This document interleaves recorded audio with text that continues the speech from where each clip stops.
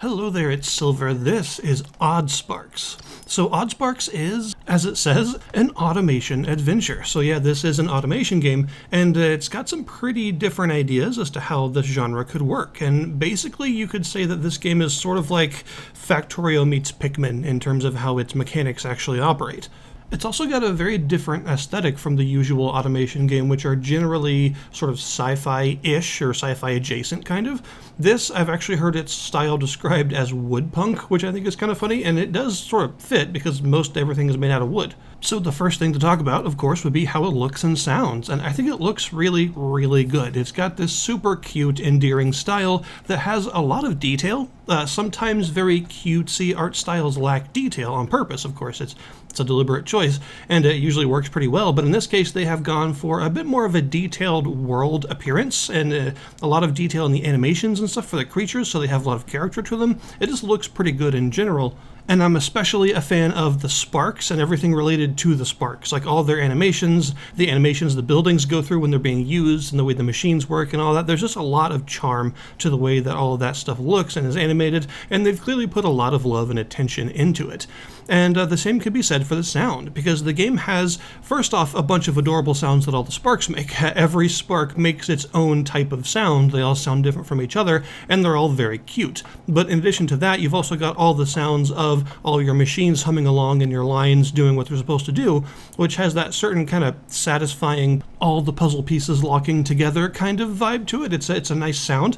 Just standing in the middle of a whole bunch of lines going at full blast, it sounds really detailed and warm and kind of cozy. It's definitely a cozy game for sure. But in addition to that, of course, you've also got the music, and the music is really nice. It's equally charming to the looks of the game, basically, is how I would describe it. It is similarly adorable and sort of, I'm not going to say like kid-friendly, because it has a bit of a different vibe than that. It's just like a sort of storybook, like a sort of fairy tale storybook kind of vibe. Now, I'll be totally real, I'm actually not very good at automation games, and in fact, I'm very not good at them. That's mostly because they give me like tremendous amounts of anxiety to play for some reason. I don't honestly even know exactly why, it's just this specific genre really makes me anxious to play, but I still like them, and I try to play just about every one that I can, because I tend to find them really satisfying, even though I also find them very anxiety-driven. And this game is no exception in the sense that it does sort of do that to me, but I still very much like it. But it does actually do some kind of interesting things that change a little bit about how that works. So the first thing is that, generally speaking, in like your Factorios and your Satisfactories and similar, you choose a place for a base. And this will be like the central location that all of your operations are based out of. Whatever you choose, you tend to stay there. And later on, once you need more resources and you get more advanced technologies, you'll spread out and you'll have multiple networks going to maybe multiple smaller bases, but you'll still have a sort of central base where everything actually comes together right in the middle. But in this game, you don't exactly do that, at least not for a while. Because of the way that the building mechanics and the gathering works, it's a little bit different. So effectively, you have these things called sparks, and sparks are kind of like Pikmin. They are these adorable little spirit-like things that can do stuff for you. You can assign them to do just about anything, although different sparks can sometimes do things others cannot, and some of them are just better at other things. As a character, you can only gather things yourself that you could reasonably use your hands for, basically, no tools. So that means everything more advanced than picking up a rock or a stick, you need a spark for. And the basic starting sparks that you'll be able to make at first are these little stumpy guys that are super cute, and they can do a lot of stuff. They can, smack things around in combat, they can chop down some trees, they can't mine or anything, and they can only chop down the smaller sort of saplings, but it's a good start, and it allows you to actually start out your initial lines. And this is where you discover that you won't have a central base exactly, because some of the buildings that you need are already in the world and they can't be moved, so you have to sort of go to them. You will eventually be able to make your own machines that do what those buildings do, but you won't have access to that at first. So you'll need to create your first automation lines surrounding these machines wherever you find them, like the initial spark creation machine, because sparks aren't created as living creatures, but rather as these little wooden discs. And all the different forms of spark take different resources to create, and they usually stack up to 10, and you can have them follow you around and hold space and click on stuff, and you'll throw them Pikmin style at whatever you're looking at in order to cause them to do whatever contextual action that should be done to that thing. And instead of conveyor belts, the sort of standard for the automation genre, you have paths, because of course the sparks are also how you get materials from place to place. And so you just create a path and you throw your sparks down on it, and they will go on the right side of the path all the way around it in a circuit. And if the paths don't connect to make an unbroken circuit, then they'll loop around to the other side of the path and keep going in a straight line. And your sparks will just walk along the path and interact with whatever they find along the way. So if you have a machine that's creating some planks and they pass that machine's output, then they'll automatically pick up a plank. And then if later on in the line you have a barrel, an empty barrel for them to put stuff into, then they'll plop the plank down into the barrel for you. And you can use this very basic logic to create your first assembly lines. Another thing that determines the fact that you're going to have multiple smaller bases is the fact that you really need wood at first, and the only way to get an infinite supply of wood is to put these big mills on these huge regenerating trees that give you infinite wood as long as they have sparks working them. But these trees only grow in specific places, so in order to have a more efficient line where the paths aren't too long, you're going to have to build sort of around those trees-ish. And that's going to help determine where your smaller bases are going to be individually. And you can then, of course, build other machines and place them along paths to create different assembly lines for different products and have various storage barrels or indeed these other tray things that allow stuff to be stored or taken depending on what you need. And you can also make sheds, which are sort of like chests. They can store a whole bunch of stuff at once, but the sparks themselves can't really interact with them all that much. They're more for your storage. And so before long, you'll find yourself with a couple of smaller bases that each have their own big trees providing a bunch of wood that sort of disseminates itself along a line, creating different products that all end up being stored in different states so that you can use them for whatever you need. There are a ton of different NPCs in the town, and they all have various quests for you that advance through sort of like tech tiers, basically. And as you complete their quests, they'll need more and more advanced stuff, and they'll teach you how to make more and more advanced machines. And there are also several machines that have multiple different possible recipes that machine can make, so you can choose which one you want to do what, and start producing the various things around the place that you might need. And every NPC has a chest next to them, and you just plop everything they ask for in the chest.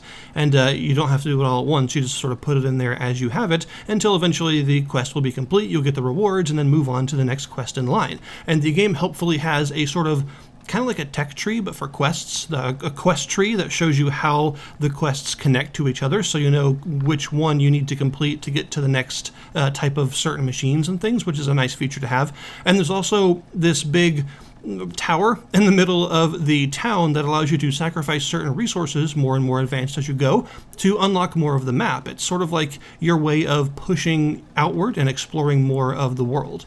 A couple of things that are kind of unusual is that, one, there are waypoints, fast travel points. You can just go to the map and click them and you will immediately teleport to them. But they take fuel. They don't just work on their own. You actually need some wood or some things to fuel them. And you'll need a sort of small assembly line near them to have some sparks bringing it resources to make sure it's kept active so you can actually teleport to it.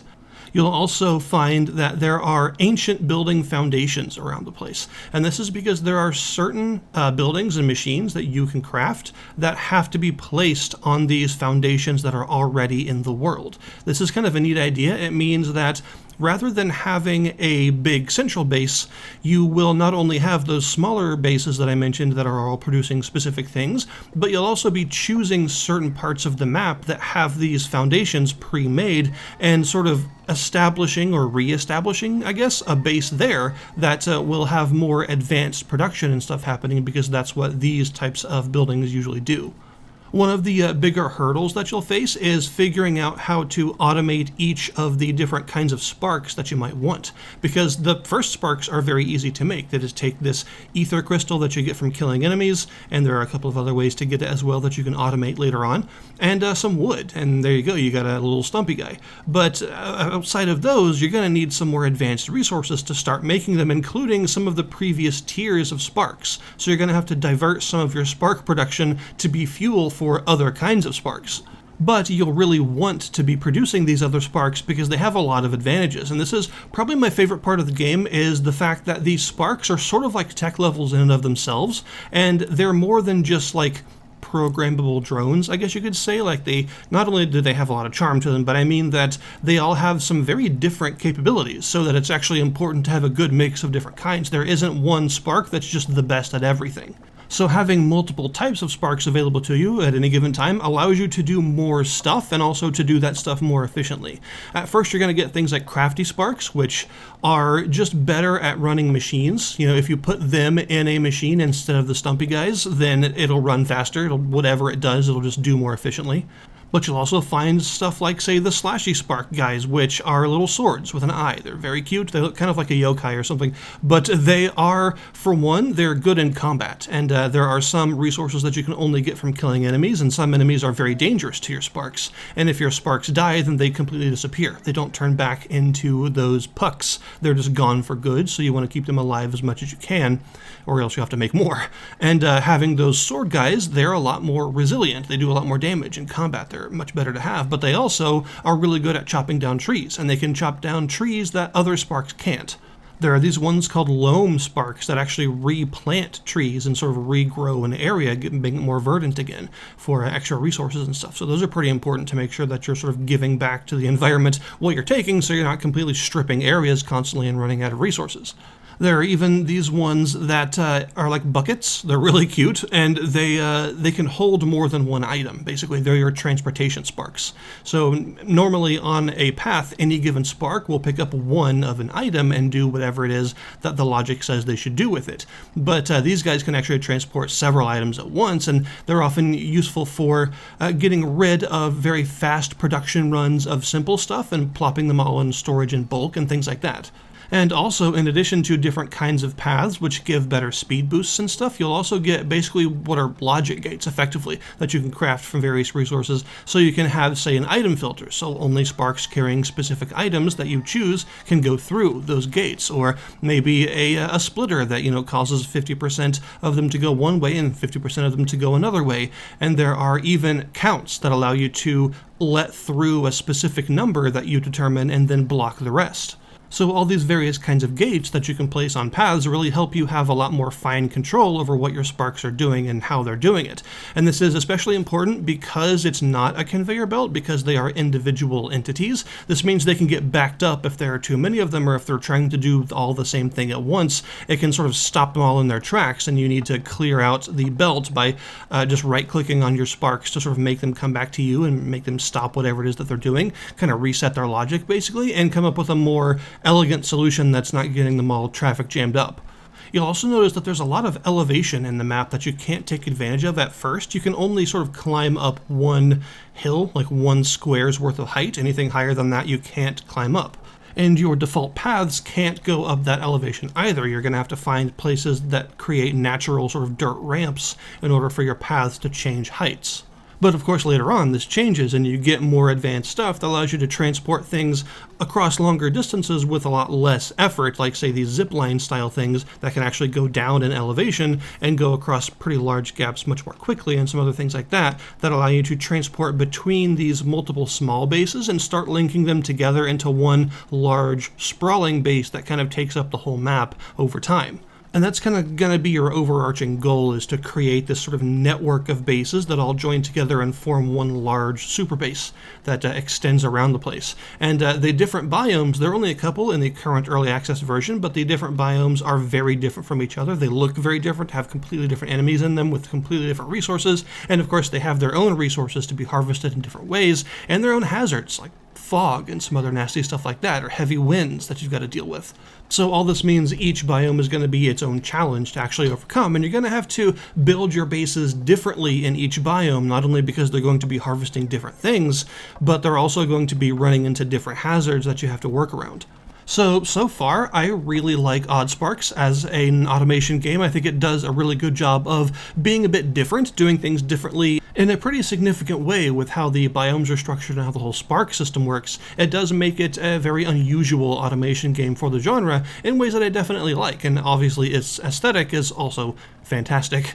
And I'm excited to see what else gets added to it, because what's currently here is really well polished and nice. This is my favorite type of early access method, where they don't put a whole bunch of stuff in that's got a small amount of polish, but instead they put a small amount of stuff in that's got a whole bunch of polish. but there's also still a good amount of gameplay here and a lot of stuff to figure out. And I mean, you know how people get with automation games, they can get extremely obsessive with crafting the perfect base, and this game already has enough content to actually do that if you would like. So yeah, I'll put the link in the description below this video to the Steam store page for Oddsparks if you wish to check it out yourself. Thank you guys very much for watching, and I'll see you next time.